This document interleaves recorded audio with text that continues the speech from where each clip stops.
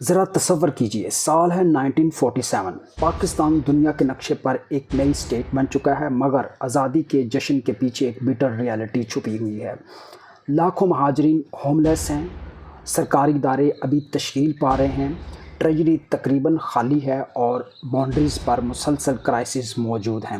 لیکن ان تمام پرابلم سے بھی بڑا ایک سوال سامنے کھڑا تھا: پاکستان چلے گا کیسے؟ اس کا کانسٹیٹیوشن کیا ہوگا؟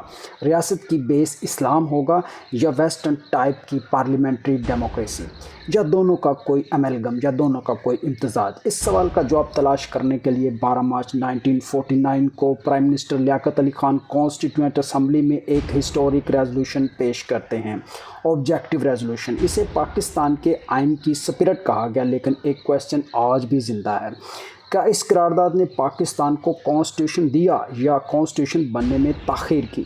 آئیے تاریخ کے صفحات کھولتے ہیں۔ سب سے پہلے یہ سمجھتے ہیں کہ آبجیکٹو ریزولوشن میں ایسا کیا تھا جس نے اسے اتنا اہم بنا دیا۔ اس قرارداد نے اعلان کیا کہ حاکمیت اعلیٰ اللہ تعالیٰ کی ہے، البتہ اسٹیٹ یہ پاور عوام کے الیکٹڈ ریپرزینٹیٹیوز کے ذریعے استعمال کرے گی۔ ساتھ ہی ڈیموکریسی، ایکویلٹی، فریڈم اور کلیکٹیو جسٹس اور اقلیتوں کے ریلیجیس رائٹس کی ضمانت بھی دی گئی۔ لیکن ایک طرف اسلامک اصول اور دوسری طرف پارلیمنٹری ڈیموکریسی، یہ دراصل دونوں کو ایک کانسٹیٹیوشنل فریم ورک میں جمع کرنے کی کوشش تھی۔ یہی وجہ ہے کہ بہت سے لوگ اسے پاکستان کی کانسٹیٹیوشن کی ڈائریکشن متعین کرنے والا ہسٹورک ٹرننگ پوائنٹ قرار دیتے ہیں۔ آبجیکٹو ریزولوشن نے کانسٹیٹیوشن کی بنیاد رکھی۔ اب پہلے اس موقف کو سمجھتے ہیں۔ آبجیکٹو ریزولوشن کے سپورٹرز کہتے ہیں، اگر کسی عمارت کی بنیاد ہی نہ ہو تو دیواریں کیسے کھڑی ہوں گی؟ پاکستان کے سامنے بھی یہی مسئلہ تھا۔ کانسٹیٹیوشن لکھنے سے پہلے یہ طے کرنا ضروری تھا کہ اسٹیٹ کے بیسک فنڈامنٹل پرنسپلز کیا ہوں گے۔ آبجیکٹو ریزولوشن نے یہی کام کیا۔ اس نے واضح کر دیا کہ پاکستان ایک ایسی ڈیموکریٹک اسٹیٹ ہوگا جس کی گائیڈنس، جس کی رہنمائی اسلامک اصول کریں گے۔ یعنی یہ بنیادی سمت متعین نہ ہوتی تو ہر نئی کانسٹیٹیوئنٹ کمیٹی دوبارہ اسی ڈیبیٹ میں الجھ جاتی کہ اسٹیٹ کی آئیڈیالوجیکل بیس کیا ہوگی۔ اس لیے 1956، 1962 اور 1973 تینوں کانسٹیٹیوشن کے پریامبل میں، تینوں کانسٹیٹیوشنز کے دیباچوں میں آبجیکٹو ریزولوشن کو شامل کیا گیا، اور 1985 میں صدر ضیاء الحق کے ایرا میں 8ویں ترمیم کے ذریعے اسے کانسٹیٹیوشن کے آرٹیکل A2 کا حصہ بنا دیا گیا۔ یہ اس بات کا ثبوت ہے کہ یہ ریزولوشن ٹائملی پولیٹیکل بیان نہیں بلکہ مستقل کانسٹیٹیوشن بیس بن گئی۔ لیکن اگر قرارداد مقاصد اتنی مفید تھی تو پھر اس کی منظوری کے 7 ایئرز بعد بھی پاکستان کا پہلا آئین کیوں نہ بن سکا؟ یہیں سے ڈیبیٹ شروع ہوتی ہے۔ قرارداد میں ایک سنٹنس تھا: اسلامک پرنسپلز کی روشنی میں، in the light of Islamic principle. Question یہ پیدا ہوا: ان پرنسپلز کی ایکسپلینیشن کون کرے گا؟ مختلف پولیٹیکل پارٹیز، علماء اور کانسٹیٹیوشن ایکسپرٹس کی اپنی اپنی اوپینینز تھیں۔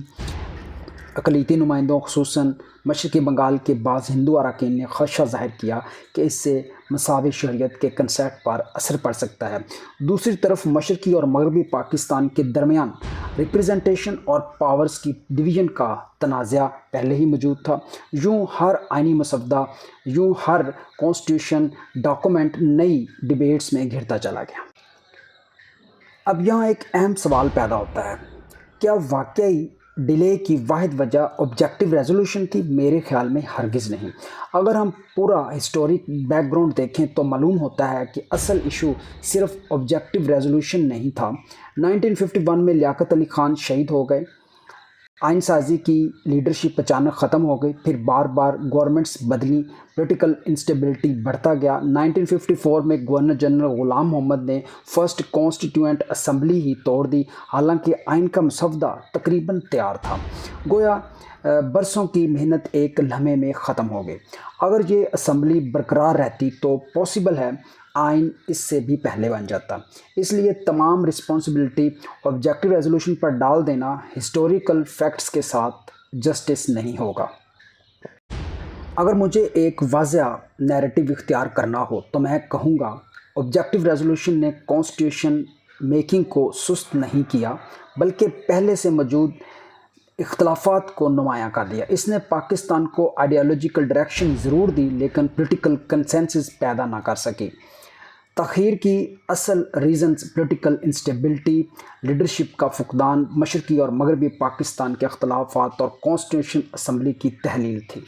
لیکن قرارداد مقاصد مسئلہ نہیں تھی، بلکہ وہ ایک آئینہ تھی جس میں پہلے سے موجود مسائل صاف دکھائی دینے لگے۔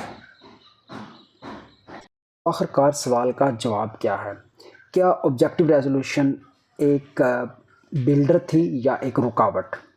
تاریخ کا متوازن جواب یہ ہے، وہ معمار بھی تھی اور ڈسپیوٹ کا مرکز بھی۔ اس نے پاکستان کے آئین کی آئیڈیالوجیکل بیس رکھی، مگر اس بنیاد پر عمارت کھڑی کرنے کے لیے جس پولیٹیکل کنسنسس کی ضرورت تھی وہ اس دور کی لیڈرشپ پیدا نہ کر سکی۔ اس لیے میں سمجھتا ہوں کہ آبجیکٹو ریزولوشن نے راستہ ضرور دکھایا، لیکن اس راستے پر چلنے میں ڈیلے کی اصل وجہ پولیٹیکل حالات تھے، نہ کہ خود آبجیکٹو ریزولوشن، اور شاید یہی تاریخ کا سب سے بڑا لیسن ہے۔ اچھے اصول، اچھے پرنسپل ایک مضبوط آغاز تو دے سکتے ہیں، مگر مضبوط اداروں اور پولیٹیکل کنسنسس کے بغیر وہ اکیلے منزل تک نہیں پہنچا سکتے۔ اگلی ویڈیو میں ہم جانیں گے کہ آخر 1956 کا فرسٹ کانسٹیٹیوشن کن حالات میں بنا اور صرف 2 سال بعد کیوں ختم ہو گیا۔ Thank you very much. خدا حافظ۔